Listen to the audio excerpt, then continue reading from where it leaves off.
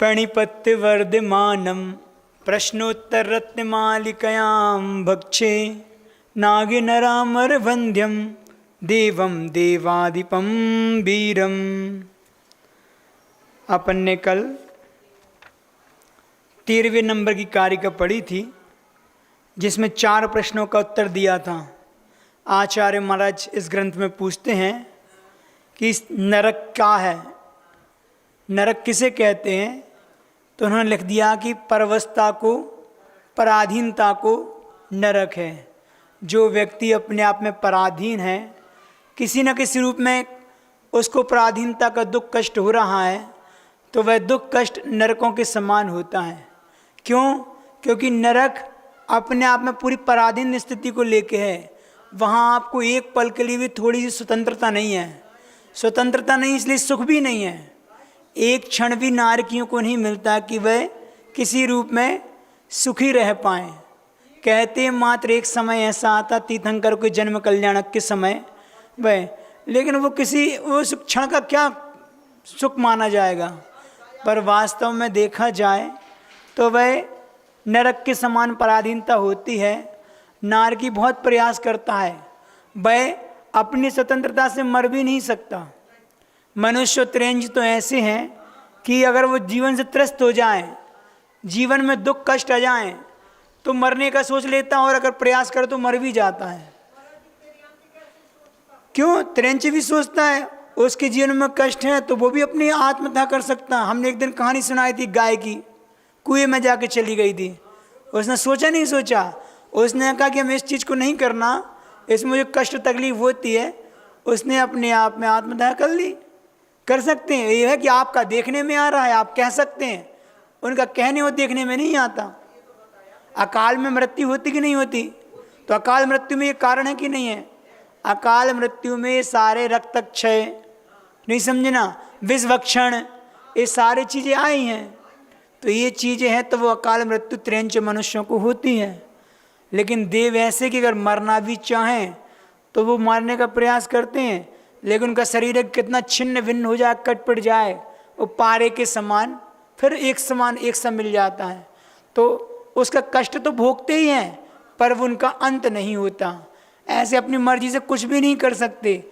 भूख लगी तो वह दुर्गंधित मिट्टी खाएगा, उसको अच्छा भोजन नहीं मिलेगा, वो खोजेगा। पानी की प्यास लगेगी, बैतरणी नदी में जाएगा, लेकिन वहाँ पीप और खून के सिवा कुछ नहीं मिलने वाला है। वहाँ पे रात दिन का भेद है ही नहीं है। स्वर्गों में कल्प वृक्ष हैं, वहाँ पे आवश्यकता ही नहीं है रात दिन का, वहाँ भी भेद नहीं है। और यहाँ पे प्रत्येक पृथ्वी में बिल्कुल धुएं के समान पूरा ऐसा वातावरण अंधकार का, पूरा अंधकार होता है। तो अंधकार में उन्हें कैसे दिखता है उनको? अब अंधकार है तो जिस प्रकार अंधकार में उल्लू को दिख जाता है आपके यहाँ, ऐसे वहाँ पे नारकियों को भी दिख जाता है।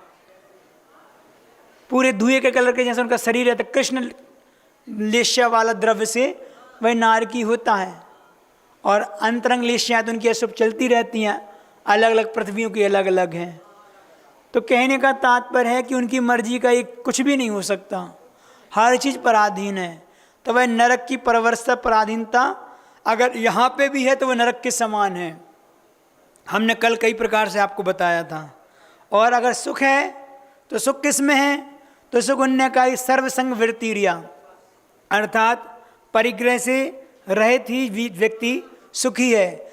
जिसके पास जितना कम परिग्रह है वह उतना सुखी है, और जिसका बिल्कुल परिग्रह नहीं है, ऐसे अरहंत सिद्ध परमिष्टि वे पूर्णता सुखी हैं। अनंत और अव्यवहार सुख को वो धारण करते हैं।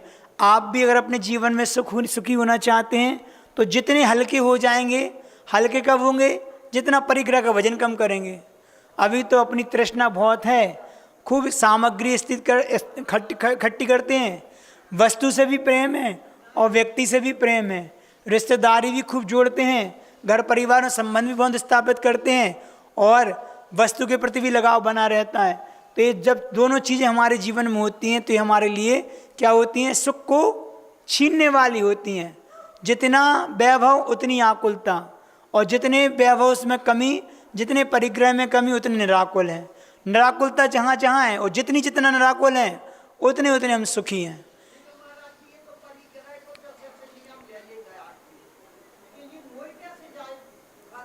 हाँ तो वही तो है, परिग्रह, अंतरंग परिग्रह में मोह है कि नहीं है, तो उसको बुद्धिपूर्वक छोड़ना पड़ेगा। कैसे नहीं छूटता, साधु छोड़ के आता कि नहीं आता। अरे तो हम क्या शिक्षा ले रहे हैं, हम भी तो वही शिक्षा ले रहे हैं ना। यहाँ पर क्या सीख रहे हैं, हमें अपने मोह को कम करना है, अपने राग देश को कम करना है। वो हमने अपने को बीच में जो बना के रखा है, अभी भी कमी नहीं आ रही, तो किसकी कमी है, हमारी कमी है। तो पुरुषार्थ को उसको करना है, स्वयं को करना है। कोई अलग से कोई मंत्र नहीं फूक देंगे, ना साधु महाराज, ना भगवान की एक अंदर से मंत्र फूक दें और हमारा राग देश कम हो जाए। इसके लिए स्वयं को पुरुषार्थ कार्यकारी होता है। इसलिए वो राग देश मोह मेरे मोक्ष मार्ग में कारण बनता है, भगवान बनने में कारण बनता है। तो उन्होंने लिखा है कि जब तक इसको नहीं छोड़ेंगे जब तक आप भगवान भी नहीं बन सकते। तो भगवान भी आपको भगवान नहीं बना पाएंगे। क्यों? क्योंकि पूरा पुरुषार्थ स्वयं का काम करता है। आपको ही पुरुषार्थ करना पड़ेगा, तब जाके आप उस भगवत अवस्था को प्राप्त करेंगे। उसके लिए आपके लिए मूल में आपका ये परिग्रह, अंतरंग परिग्रह, कसाय, मोह का त्याग बहुत जरूरी है। इसलिए अपना मिथ्यात्व छूटे, वह कसाय छूटे, और कसाय की मंदता धीरे धीरे आगे जब पूरा पुरुषार्थ होगा तो एक समय ऐसा भी आएगा कि हम इसको पूर्णतः नाश को प्राप्त करा पाएंगे। ऐसा दिन हमारे जीवन में आए। तो वह होता है सुख के बारे में।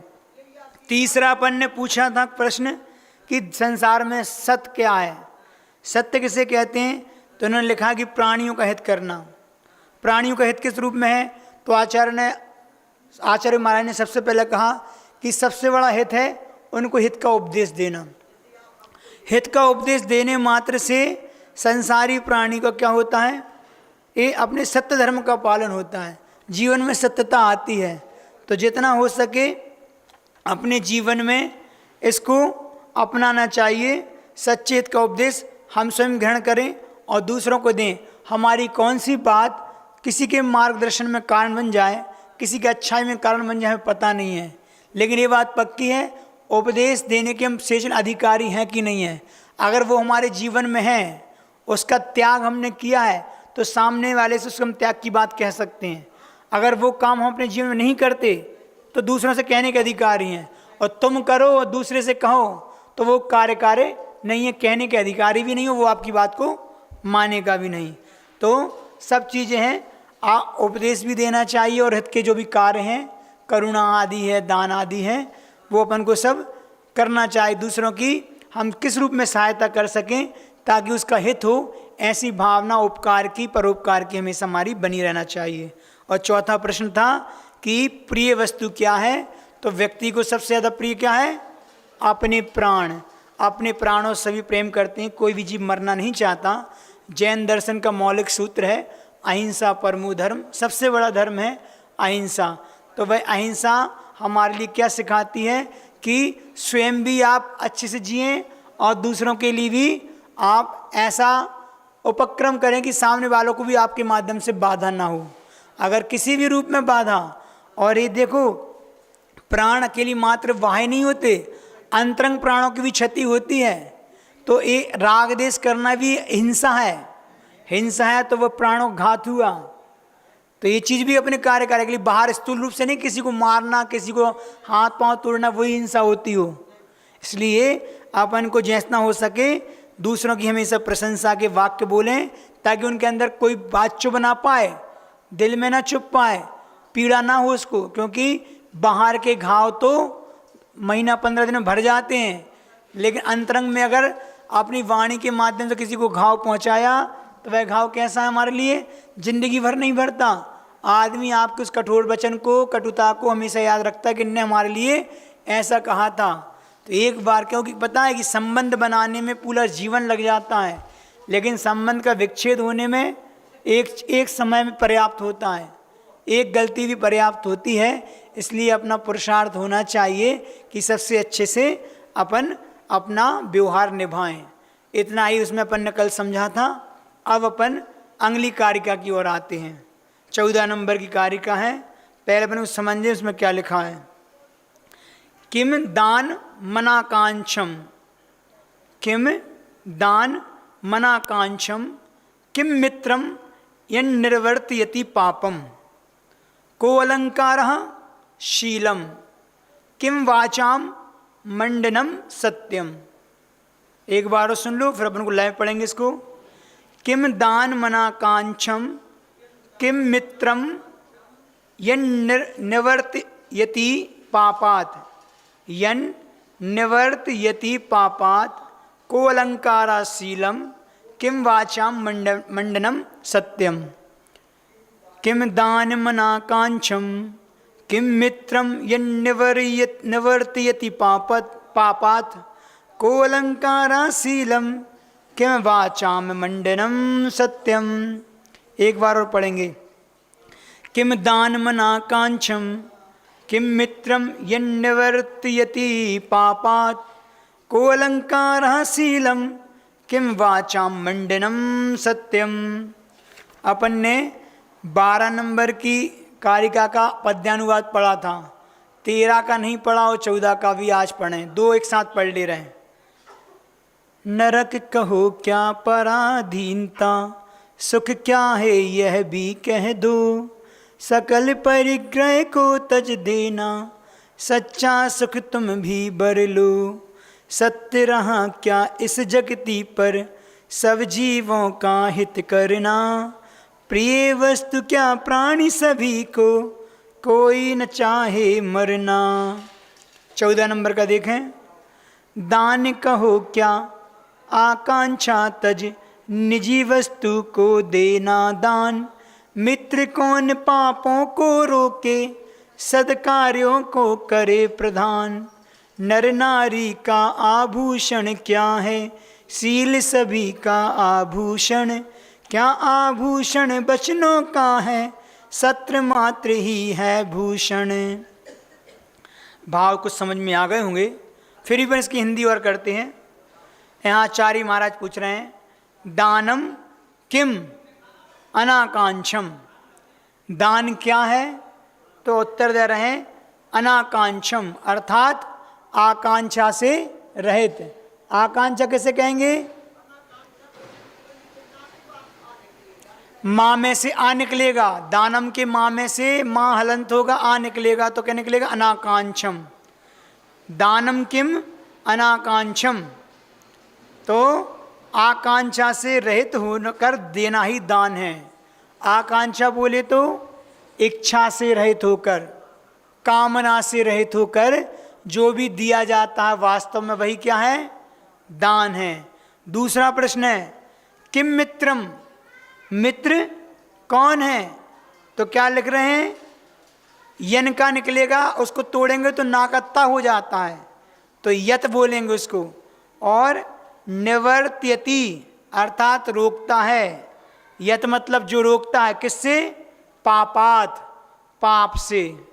तो मित्र वही है, सच्चा मित्र किसे कहेंगे? जो मुझे पाप से रोकता है।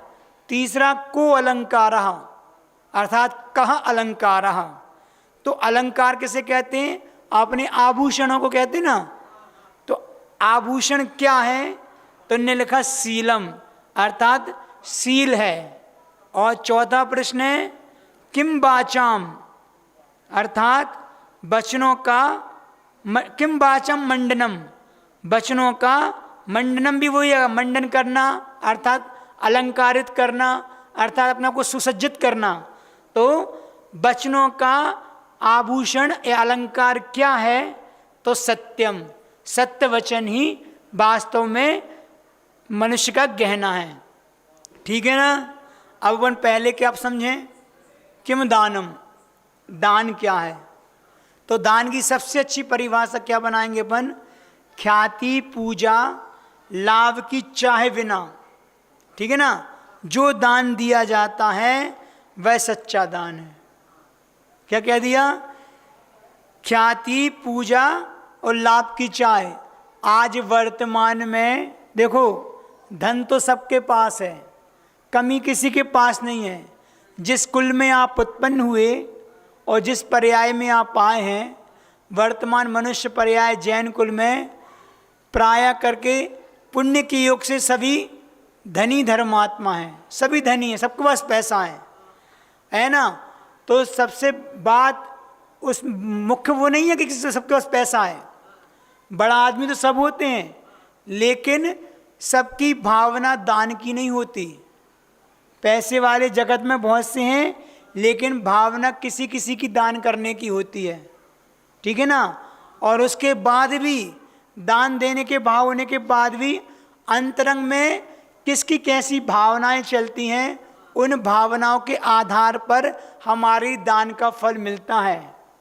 फल तो मिलेगा, लेकिन कैसी भावनाओं से किसने कैसा दान दिया, उसका सबकी अलग अलग पोटेंसी होगी।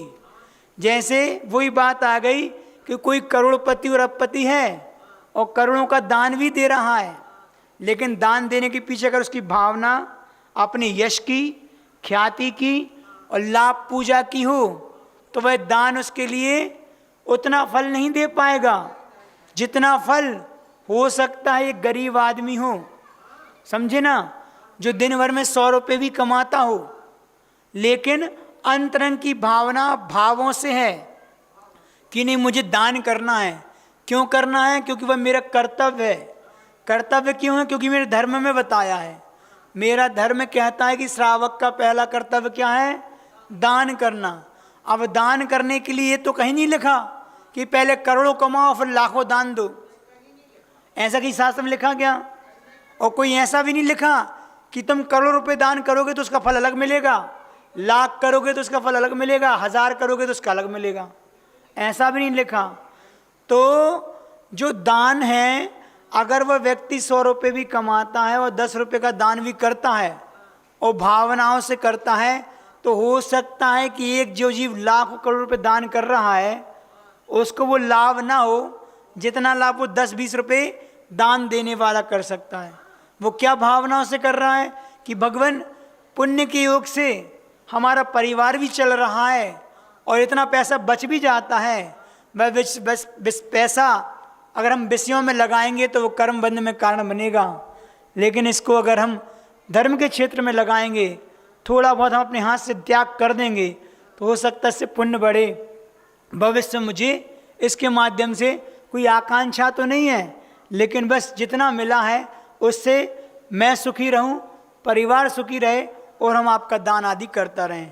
और दिखावे के बिना, बिना ख्याति लाभ के।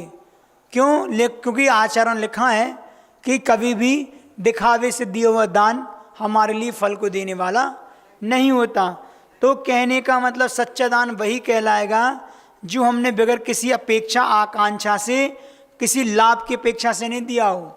संसार में कई प्रकार के लोग हैं, कभी कभी अपने स्टेटस मेंटेन करने के लिए, समाज में दिखाने के लिए भी दान देते हैं कि समाज में मेरी पकड़ बनी रहे, मेरा वर्चस्व बना रहे, मेरा स्वामित्व बना रहे, इसलिए मैं दान देता हूँ। कई लोग ऐसे भी हैं। एक सज्जन का तो सुना था कि वो कभी दान नहीं देते थे, अब समाज में उनकी पैठ थी कि इनके पास पैसा तो खूब है पर ये दान नहीं करते। धारणा बन जाती है, इनसे कितनी बात करो ये नहीं पसीजेंगे, ठीक है ना। एक बार किसी अच्छे वजनदार साधु का उनके नगर में आना हुआ, उनका अच्छा वो था, खूब पब्लिक आई, बाहर से भी आई, है ना, पूरी समाज भरी थी खचाखच। किसी चीज़ की बोलियाँ लगी तो जिस संजय से उम्मीद नहीं थी उनने खड़े होके अच्छी बड़ी बोली ले ली। पूरी समाज को आश्चर्य हुआ कि इनने तो बोली ले ली, क्या बात है। तो बाद में जब बोली ले ली तो पता किया कि साहब आपने क्यों ली, तो उनके कैसे शब्द थे, उन्होंने कहा कि उसके पीछे कारण था। क्या कारण था? कि मुझे अपने बच्चे का विवाह करना था।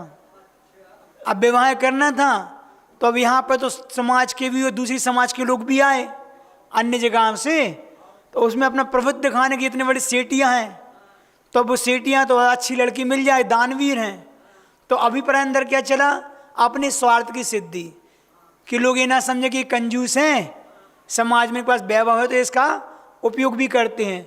तो अपने स्वार्थ के लिए कि अपने बच्चों की शादी हो जाए, इस उद्देश्य को लेके अगर वो दान कर रहे हैं तो वह दान पूरा उसको फल देने वाला नहीं है। ऐसा करते हैं लोग। तो हमेशा इस चीज़ का ध्यान रखना चाहिए, दान हमेशा छिपा कर दिया जाता है, छपा कर नहीं। क्या कहा? छिपा कर दो लेकिन छपा कर नहीं। लेकिन आज पूरे में वातावरण कैसा बना है, अगर छपा गया नहीं तो वो दान भी नहीं देंगे, बगैर छपे देता नहीं है, छिप के कोई नहीं देना चाहता। तो ये चीज़ मायने रखती है। और दान के बदले में कोई भी स्वार्थ नहीं होना चाहिए, कोई मांग नहीं होना चाहिए। अगर दान के बदले में आपका मांगना हो रहा है तो वह दान नहीं, व्यापार कहलाएगा। क्या होगा वह शुद्ध व्यापार हो गया कि इसको दे के हम कुछ चाह रहे हैं। ये बात पक्की है कि आपको बदले में गुण क्रम का मिलेगा, क्योंकि दान का फल इस रूप में है। पुण्य के योग से आयतन को लिए दिया हुआ दान, उसका फल आचार्य महाराज कहते हैं गुण क्रम से मिलता है। लेकिन अगर आप भावना मांगने की करते हैं, उसके बल में इच्छा करते हैं, तो वह दान आपका किसी काम का नहीं है। तो दान हमेशा कैसा होता है? आकांक्षा से रहित होना चाहिए। किसी आकांक्षा से दान देना वह किसके समान होगा? किसके समान होगा? वह इसके समान होगा जैसे कोई भस्म के लिए रत्न को जलाना। क्या चाहिए? राख के लिए, भस्म की राख के लिए हमने रत्नों को जला दिया, अगर आकांक्षा दान में है, ठीक है ना। और किसके समान है? तो क्या धागा के लिए मोतियों की माला को तोड़ना, धागा की प्राप्ति के लिए माला तोड़ दी, वही मोती से जड़ी हुई, ठीक है ना। तीसरा, कोदों की खेती के लिए चंदन की बाड़ लगाना, है ना। चंदन की बाड़ी लगा रहे हैं, किसकी खेती के लिए? कोदों के लिए। उसके लिए वैसे जानवर नहीं खाते हो, कुछ नहीं करते हो, तो मुश्किल उसकी बागड़ के लिए चंदन की लकड़ी खराब कर रहे हैं। चौथा, छाछ की प्राप्ति के लिए रत्नों को बेचना, रत्न बेचकर छाछ पे प्राप्त कर रहे हैं। तो ये जिस प्रकार इन चारों कार्यों में मूर्खतापूर्ण कार्य होते हैं, उसी प्रकार दान के बदले अगर इच्छा करते हैं तो वह इच्छा को चाहना हमारी मूर्खतापूर्ण हुआ करती है, ठीक है ना।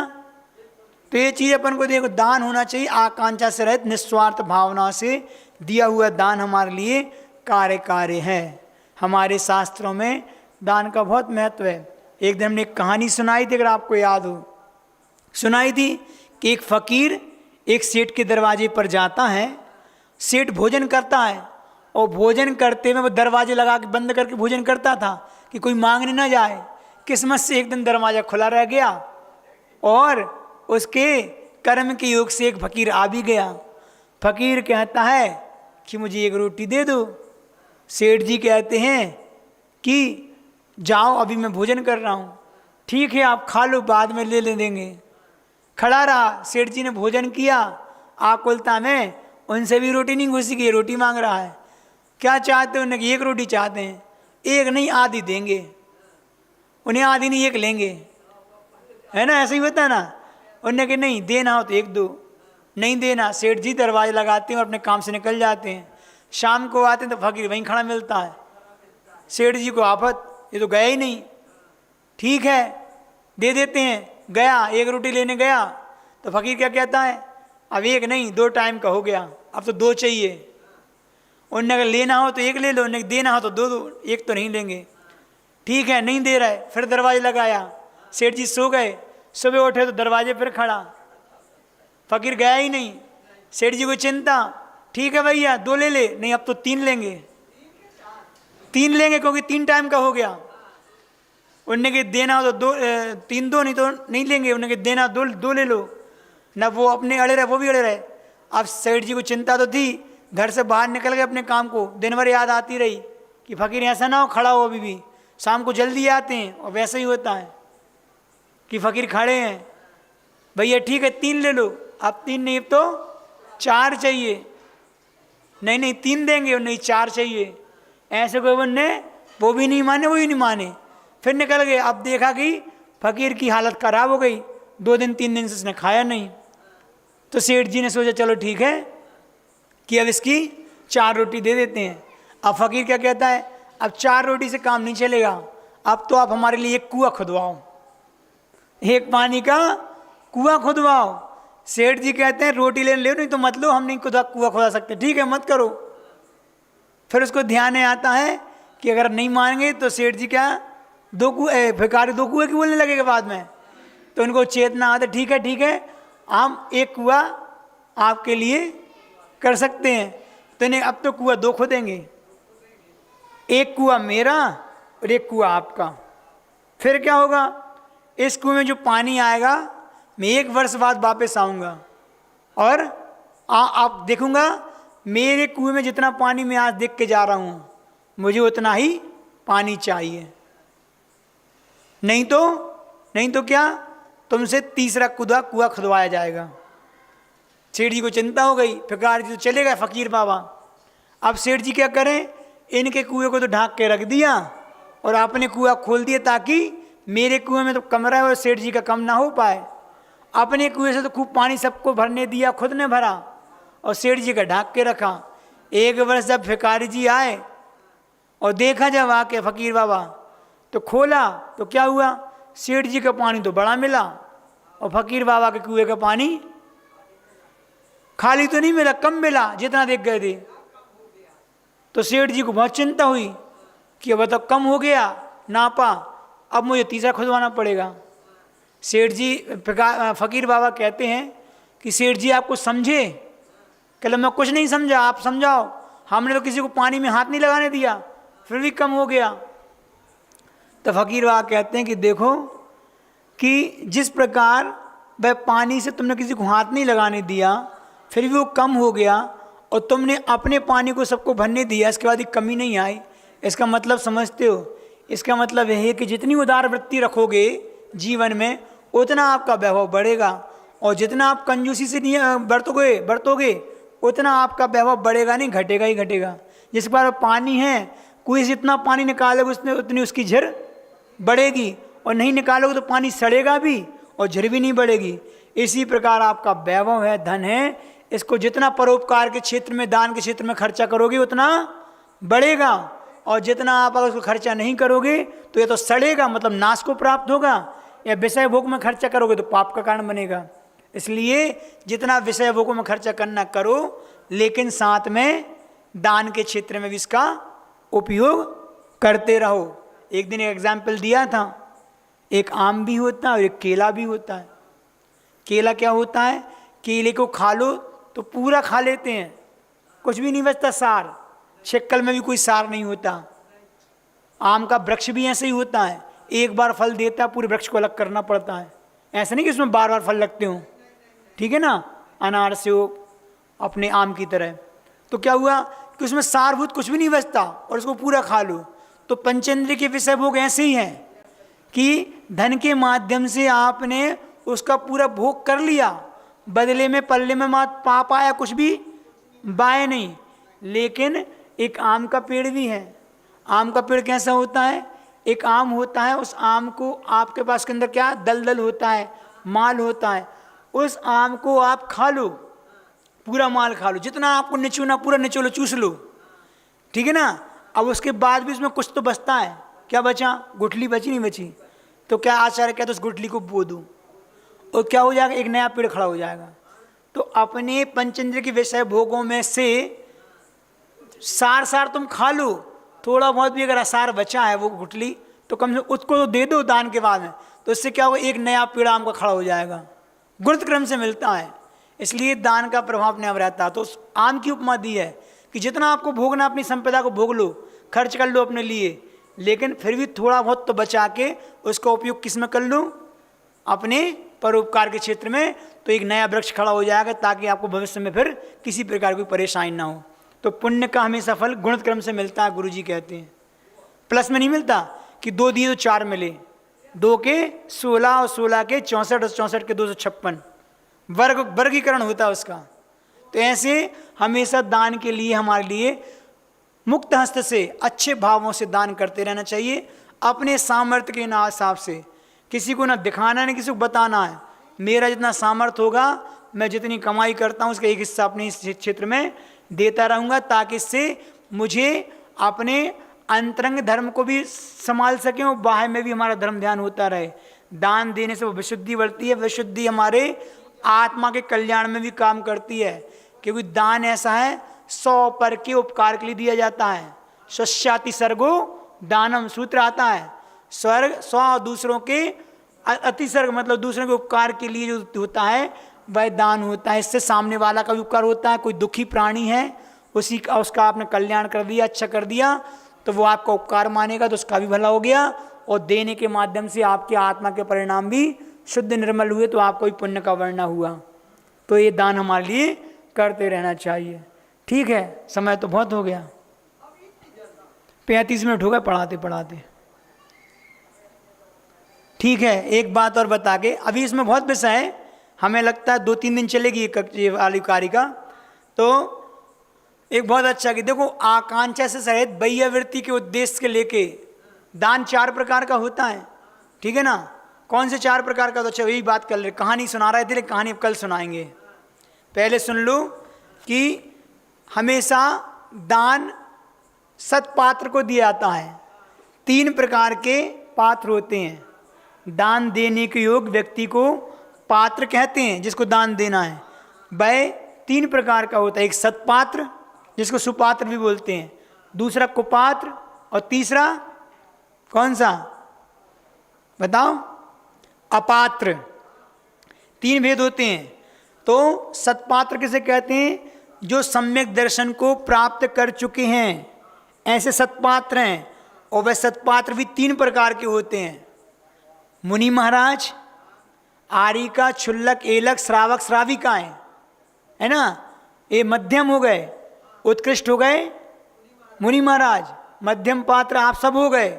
आप सब मतलब जो वृत्ति श्रावक हैं, और एलक क्षुल्लक हैं, आरिका हैं, और जगन्न पात्र आवृत्ति सम्यक दृष्टि, जो देव शास्त्र को मानने वाला है, षडावश्यक का पालन करता है, 8 मूल गुणों का धारी होता है, 5 नंबर फल का त्याग, मध्य मधुमास का त्यागी होता है। ये आवृत्ति श्रावक होता है, जो जगन्न पात्र में आता है।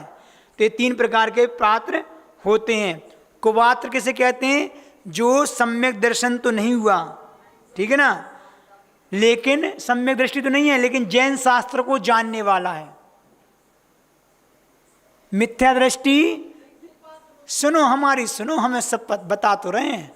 कुपात्र किसे कहेंगे, जो मिथ्यात्व के साथ है, लेकिन जैन शास्त्र को जानने वाला है। अब वो कुपात्र साधु भी हो सकता है। कैसे, मुनि महाराज हैं, द्रव्यलिंग तो है, अंतरंग में सम्यक दर्शन नहीं है, तो ज्ञान का 6 उपशम तो है शास्त्र संबंधी, लेकिन जब तक वो सम्यक दर्शन नहीं होगा तो वो समीचीन नहीं कहलाएगा, क्योंकि वो मुक्ति में कारण नहीं बन सकता। तो ऐसे द्रव्यलिंगी मुनि महाराज भी तो होते हैं, मिथ्या दृष्टि, जो 9वें ग्रह तक चले जाते हैं, तो वो सारे कौन होते हैं, कुपात्र। ऐसे आप लोग में भी है, चाहे वो आरी का क्षुल्लक के भेष में हो, लेकिन गुण स्थान तो उनका पतिति है, मिथ्या दृष्टि है, वृत्ति श्रावक भी हो सकते हैं। तो वो सारे कौन हैं, कुपात्र हैं। और वह श्रावक भी जो दान आदि कर रहा है, भगवान की पूजा कर रहा है, साधु को आहार भी करा रहा है, पर लेकिन सम्यक दर्शन की श्रद्धा उनकी अभी मतलब समीचीन श्रद्धा नहीं हुई, श्रद्धा गुण की पर्याय निर्मल नहीं हुई, तो वो कौन कहलाएंगे, वह कुपात्र कहलाएंगे, ठीक है ना। फिर इसके बाद कौन बचा, अपात्र। अपात्र कौन से हैं, जिनमें ना सम्यक दर्शन है और न जिनमें जो आचरण भी नहीं है। यहाँ तो चारित्र तो निभा रहे हैं, बाह्य में क्रियाएं तो कर रहे हैं, अंतरंग में सम्यक दर्शन नहीं, वे कुपात्र हैं। जिनके अंतरंग में भी सम्यक दर्शन है और बाह्य में भी समीचीन क्रिया आचरण है, वह सुपात्र हैं। जो बाहर में क्रिया तो समीचीन दिख रही है, लेकिन अंतरंग में जिनके सम्यक दर्शन नहीं है, वे कुपात्र हैं। और जिनका न बाह्य में सम्यक दर्शन है, न बाह्य में वो आचरण है, वो सब अपात्र हैं। तो कुदेव, कुगुरु, ये कौन हो गए, ये सारे अपात्र की केटी में आ गए। अन्य दर्शन वाले जितने भी गुरु हैं, जितने भी देव हैं, ये सारे अपात्र हैं, ठीक है ना। इसको ध्यान रखना। सुपात्र, कुपात्र, अपात्र की परिभाषा में कई बार गड़बड़ हो जाता है, जैसे अभी आप हमसे बोल रही थी, अब समझ में आ गया ना। तो ठीक है, तो पात्र को दूसरे हिसाब से भी 5 प्रकार के पात्र होते हैं। एक सामायिक बोलते हैं एक पात्र, एक साधक होता है, एक समय द्योतक होता है, समय द्योतक, चौथा नैष्टिक और 5वां ग्रस्त आचार्य। ऐसे 5 प्रकार के भी पात्र होते हैं। इनकी व्याख्या हम आपको कभी बाद में अच्छे से बता देंगे। तो ये चीज़ हमारे लिए कल बता देंगे, हैं कहानी आज कल सुना देंगे, बहुत समय हो गया। चलो ठीक है, मतलब दान को लेके थी कि जो दान होता है हमेशा आकांक्षा और इच्छा से रहित होकर बाह्यवृत्ति के उद्देश्य से जो दान होता है वह वास्तव में सही दान कहलाता है। ठीक है ना। एक बार कहानी आप लोग को बता दे रहे हैं कि श्री कृष्ण ने साधु की सेवा की और उस बाह्यवृत्ति के फल से उन्होंने क्या किया, तीर्थंकर प्रकृति का बंद किया। आज वर्तमान भले आज अधोलोक में हैं, लेकिन उन्होंने 4 प्रकार के दान में एक आहार दान होता है, एक औषध दान होता है ना। तो उन्होंने औषधि दान दिया था। एक बार उनके नगर के पास के उद्यान में एक पीताश्रव नाम के मुनि महाराज आए थे। वह मुनि महाराज उनको देखकर, क्योंकि उनने तो किसी से कहते नहीं है, उनके पास तो सहनन होता है और विशेष रिद्धि संपन्न होते हैं, वह सहन कर लेते हैं अपनी पीड़ा को, लेकिन किसी से याचना नहीं करते। हमने बोला याचना सबसे जघन्य होता है कि अंदर समता से सहन करने की शक्ति है तो किसी से नहीं कहना, और वो बोलते भी नहीं है। तो वो बैठे उद्यान में अपनी सामायिक ध्यान में थे।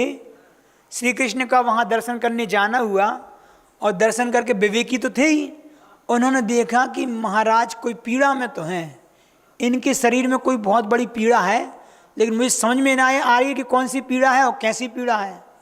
तुरंत उन्होंने अपने सेवकों को आज्ञा दी और अपने राज्य वैद्य को बुलवाया। राज्य वैद्य को बुलवाने के बाद उन्होंने उनसे कहा कि आप बताइए, आपको तो ज्ञान है, नाड़ी वैद्य हैं, राज्य वैद्य हैं, ज्योतिष का भी ज्ञान है, आप बताइए कि महाराज को कौन सी तकलीफ है। तो वो राज्य वैद्य तो वैद्य थे, दूर से देख के उन्होंने बता दिया कि इन महाराज को कंठ में रोग है, इनके कंठ में गले में रोग है, और वह रोग आज का नहीं 12 साल पुराना है, उनको बहुत तकलीफ भी उसकी। तो श्री कृष्ण तड़प उठते हैं, क्योंकि वो भी तो श्रावक थे, महापुरुष थे। तो उन्होंने कहा कि कैसे भी हो इनके रोग को शांत करो आप।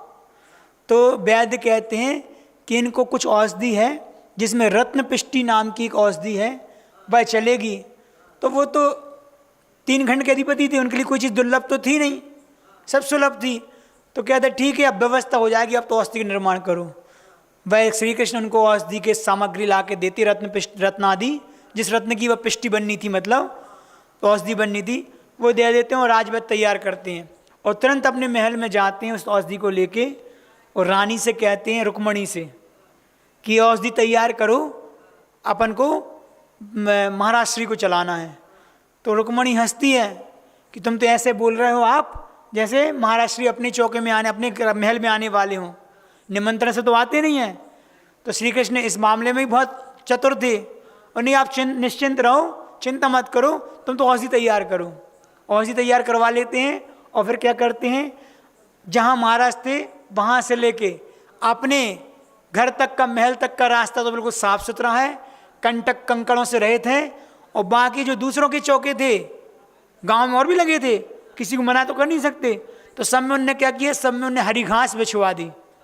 हरी घास बिछवाने से क्या हुआ कि पता है कि उस पर पैर नहीं रखेंगे, तो जहाँ जहाँ उनको उनके अनुकूल मार्ग मिलेगा वहाँ चले जाएंगे। और हुआ भी वही कि साधु के उनने वहाँ जहाँ मार्ग मिला वहाँ जब देखा तो महल का रास्ता मिला, और सीधे जाके उन्होंने उनका आहार करा दिया। आहार में औषधि दान करा दिया। दोनों ने हर्ष के साथ उनको औषधि का दान दिया, और इतनी विशुद्धि बढ़ी कि विशुद्धि उनकी औषधि दान के प्रभाव से श्री कृष्ण को तीर्थंकर प्रकृति के बंध में कारण बन गई। तो ये दृष्टांत हरिवंश पुराण में आता है कि श्री कृष्ण को, उन महाराज श्री को औषधि दान करने से उनके फलस्वरूप तीर्थंकर प्रकृति बंद किया। तो हमारा दान इतने बड़े पुण्य कर्म को बनाने वाला है। सबसे बड़ी पुण्य प्रकृति होती है तीर्थंकर की, जो बाह्यवृत्ति के फल से प्राप्त हुई। आप सोचो, अगर अपन निस्वार्थ भाव से विशुद्धि के माध्यम से इतनी बाह्यवृत्ति करते हैं तो क्या हमारे लिए नहीं बन सकती? क्या बन सकती है? हमारा सम्यक सुरक्षित नहीं रह सकता? का रह सकता है। इसलिए अच्छी भावनाओं से अपने सामर्थ्य को न छिपा के 4 प्रकार का दान हमेशा श्रावक को करते रहना चाहिए, और अच्छे हर्ष भाव से करना चाहिए। देते समय भी हर्ष होना चाहिए, देने के बाद भी एक उल्लाद, एक उत्साह रहना चाहिए, ना किसी के दबाव में, ना किसी के कहने से, लेकिन बस अपने खुद की, अपने सामर्थ्य देख के वो चीज़ करना चाहिए। हम अपन कल इस विषय में और बात करेंगे। आज समय अपनी गति से पूरा हो चुका, इतना ही पर्याप्त है। ठीक है ना। आज अपन ने भक्ति नहीं की, भजन जरूरी, भक्ति भले ना करो। भजन भी सुनाना जरूरी है। चलिए ठीक है, अपन पूरा ना कर थोड़ा तो कर ही सकते हैं। तुम्ही से ज्ञान का दीपक जला है, तुम्ही से घन घोर अंधेरा मिटा है। तुम जो नहीं गुरुजी कुछ भी नहीं है, हमें रास्तों की जरूरत नहीं है, हमें तेरे चरणों के निशान मिल गए हैं, हमें रास्तों की तुम ही हो शिव और ब्रह्म का संगम, सब कुछ तुम्हारा, सब तुमको अर्पण, अब तेरा मैं हूँ, मुझ में ही तू है, हमें रास्तों की जरूरत नहीं है, हमें तेरे चरणों के निशान मिल गए हैं, हमें रास्तों की छाए जो दिल पे गम का अंधेरा,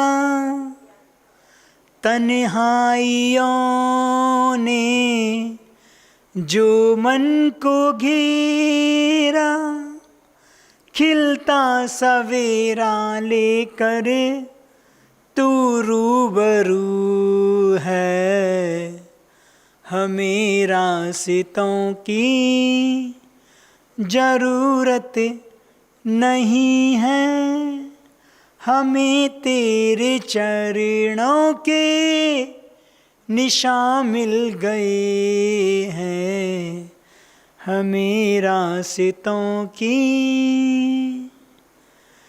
कलियों में तू है, फूलों में तू है, सागर की एक एक लहर में भी तू है, कहीं भी मैं जाऊं गुरुजी बस तू ही तू है, हमें रास्तों की जरूरत नहीं है, हमें तेरे चरणों के निशान मिल गए हैं, हमें रास्तों की